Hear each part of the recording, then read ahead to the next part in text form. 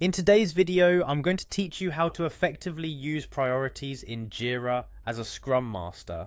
If you're navigating through the agile world using Jira, you know how important it is to manage and prioritize tasks efficiently. Prioritizing tasks correctly can save your team time, ensure that critical issues are addressed promptly, and keep everyone aligned with business objectives. First, let's discuss how Jira includes default priority levels that you can customize to suit your team's needs. Understanding these priorities is crucial for effective teamwork and ensuring that everyone is on the same page. The highest priority level is reserved for tasks or issues that must be addressed immediately. Think of this as your critical bug or an urgent issue that could have significant consequences if not resolved quickly. Next is the high priority level for tasks that need attention soon but are not immediately blocking other work.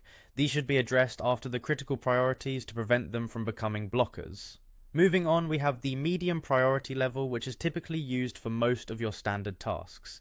These are your run-of-the-mill tasks, important for progress but not urgently pressing. Then there's the low priority, which is assigned to tasks that are nice to have, things that you can schedule for later without impacting current workflows significantly. Finally, there's the lowest priority level. These tasks are the least urgent and might even be deferred if necessary. When it comes to assigning these priorities to issues, the process in Jira is straightforward but requires a strategic approach. First, navigate to your Jira project. Once there, open an issue, which could be a story, bug, or task to which you need to assign a priority. Locate the priority field within the issue details. This is where you'll select the appropriate priority level based on the guidelines we just discussed.